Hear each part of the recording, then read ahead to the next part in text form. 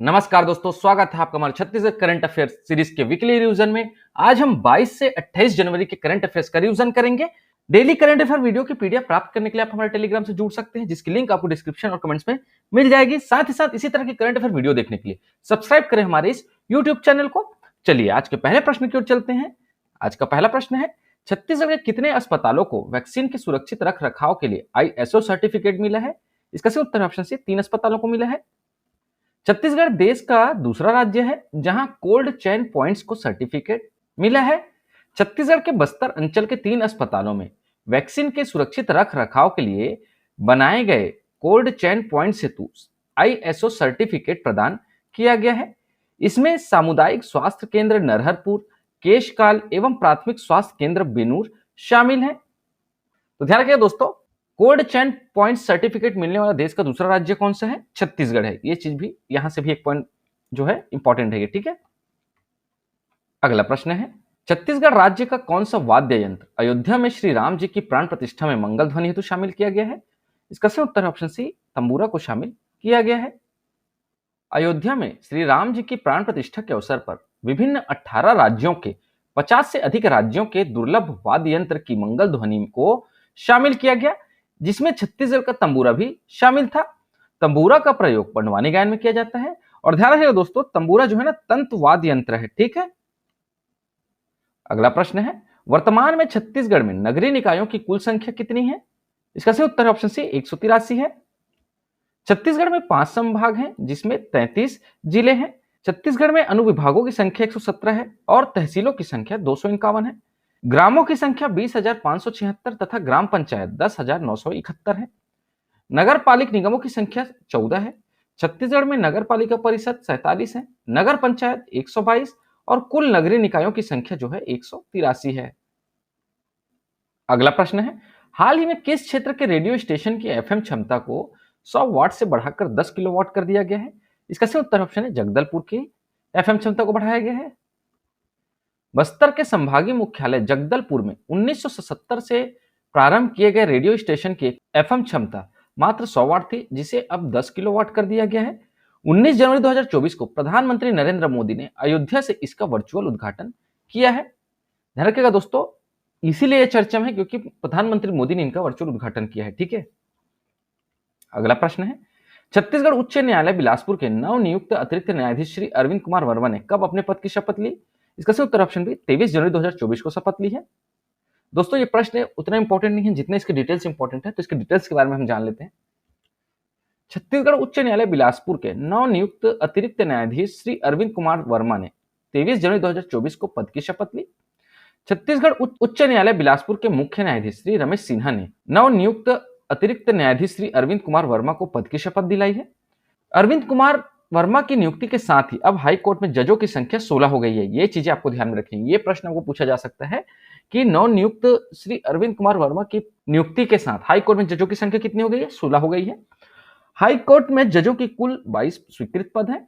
छत्तीसगढ़ उच्च न्यायालय बिलासपुर के मुख्य न्यायाधीश कौन है? श्री रमेश सिन्हा जी हैं, ठीक है।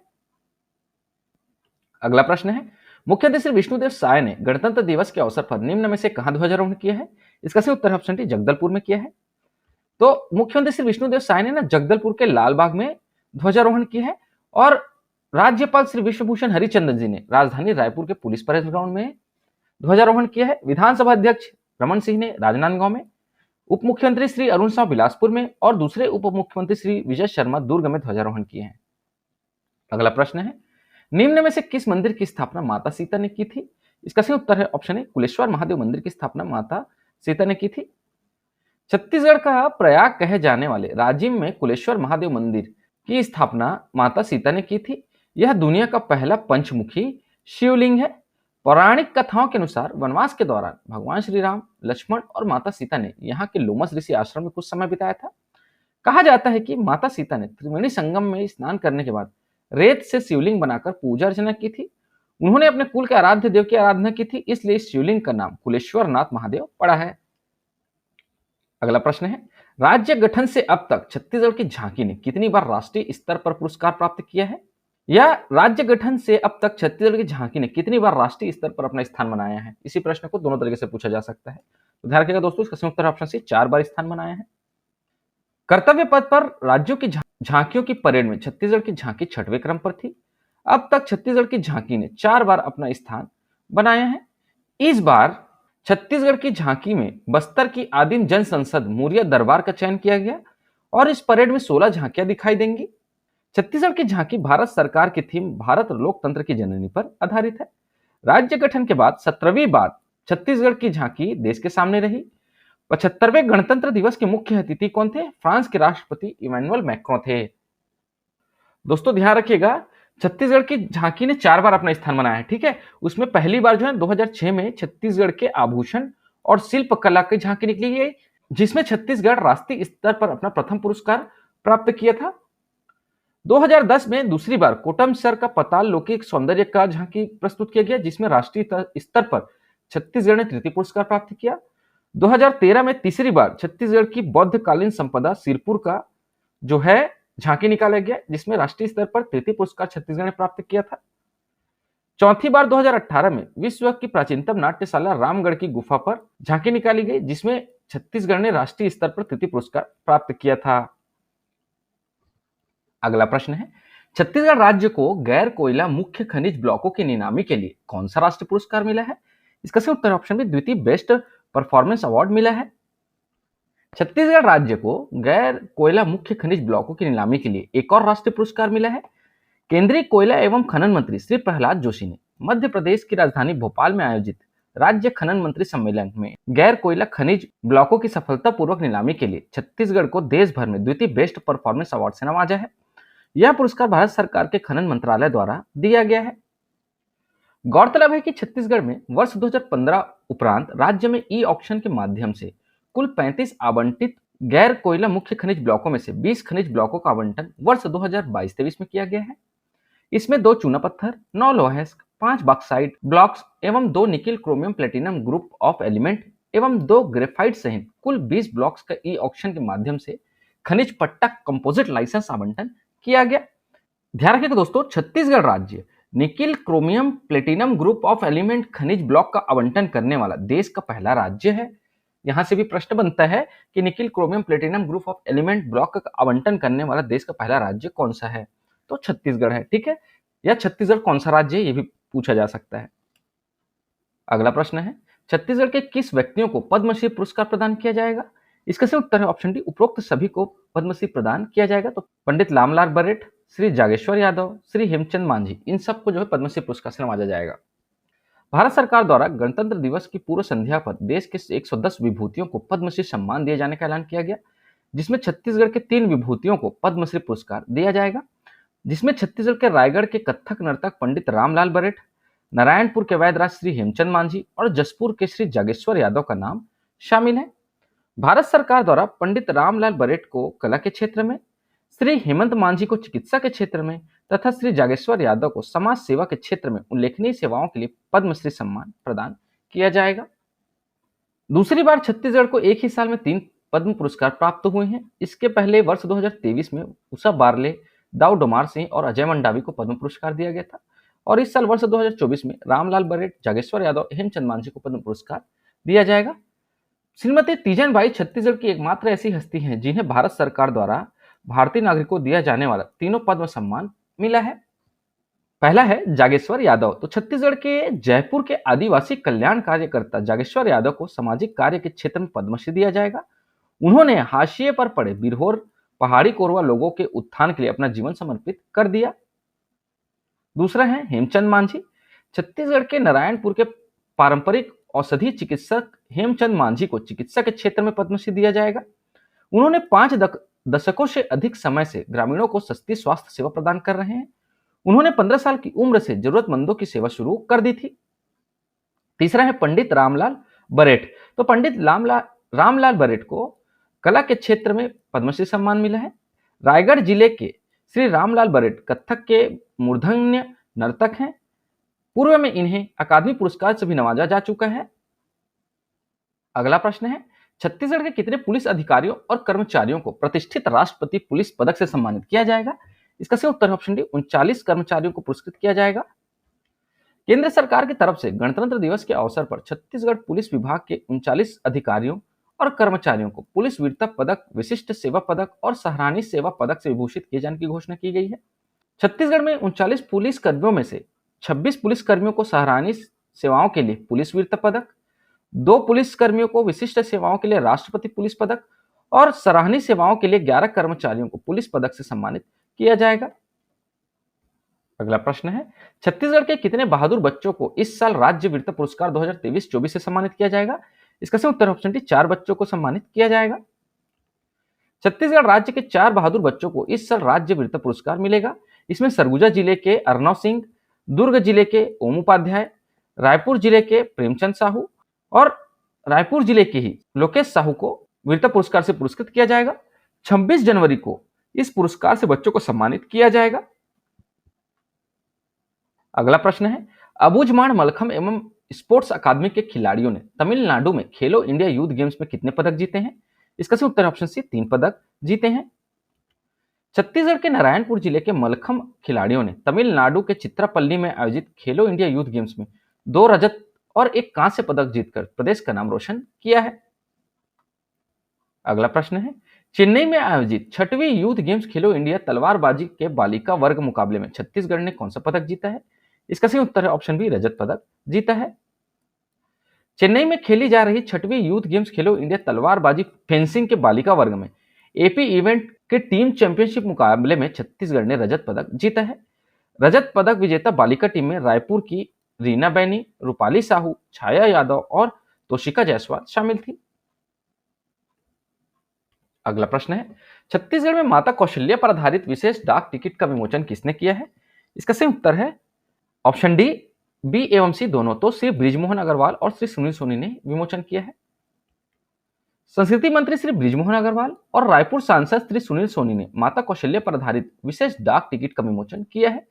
इस डाक टिकट का विमोचन 22 जनवरी 2024 को अयोध्या में श्री राम प्राण प्रतिष्ठा के अवसर पर किया गया। देश का एकमात्र कौशल्या माता जी का मंदिर छत्तीसगढ़ में चंदकुरी रायपुर में स्थित है। अगला प्रश्न है, हम सबके राम कॉफी टेबल बुक और रामो विग्रहवान धर्म कैलेंडर का विमोचन किसने किया है? इसका सही उत्तर ऑप्शन बी श्री विष्णुदेव साय ने किया है।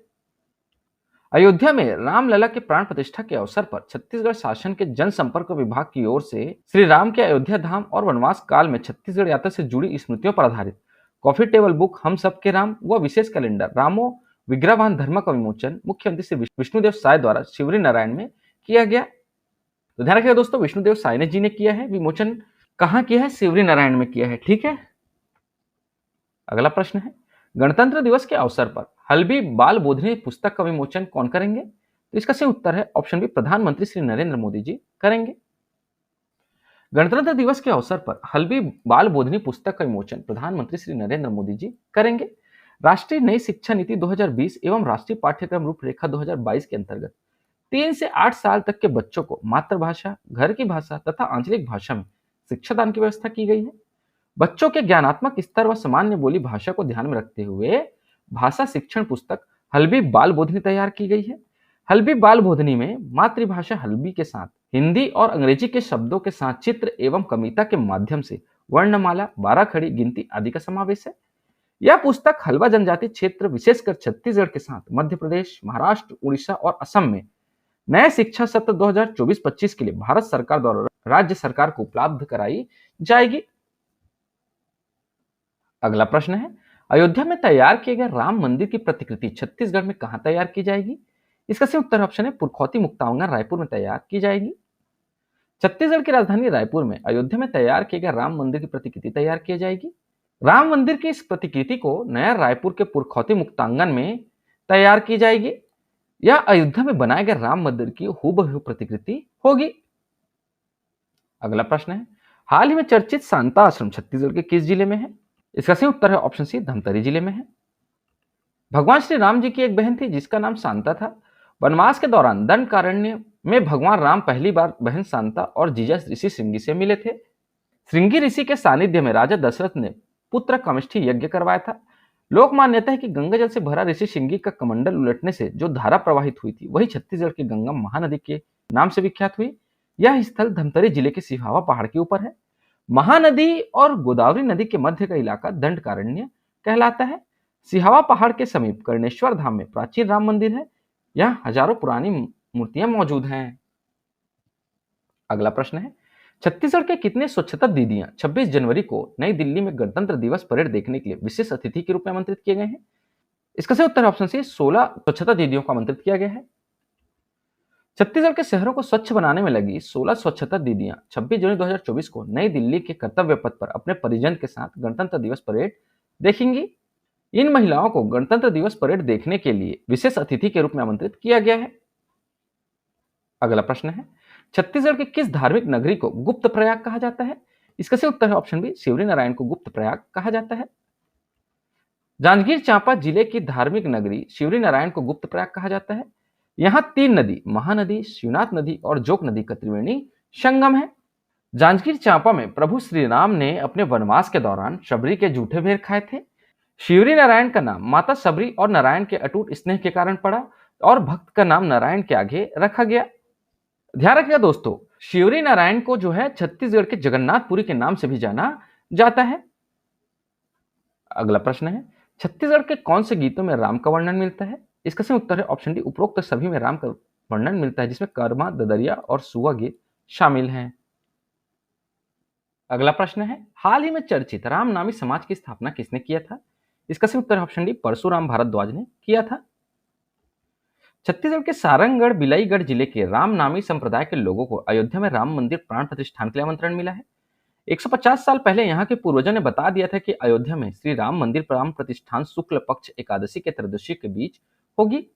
शक्ति जिले के जयजयपुर में रामनवमी का मेले का आयोजन किया जा रहा है। रामनामी समाज की स्थापना 130 साल पहले 1890 में परशुराम भारद्वाज के द्वारा की गई थी। रामनामी समाज का संकेंद्रण जांजगीर चांपा, शक्ति, सारबिलो एवं बलौदा बाजार जिले में है। आज के वीडियो में इतना ही दोस्तों। आशा करता हूं आपको हमारी वीडियो पसंद आई होगी। अगर आपको हमारी वीडियो पसंद आती है तो लाइक करें, शेयर करें और हमारे इस चैनल को सब्सक्राइब करें। इस वीडियो को देखने के लिए आपका बहुत बहुत शुक्रिया। Thank you very much.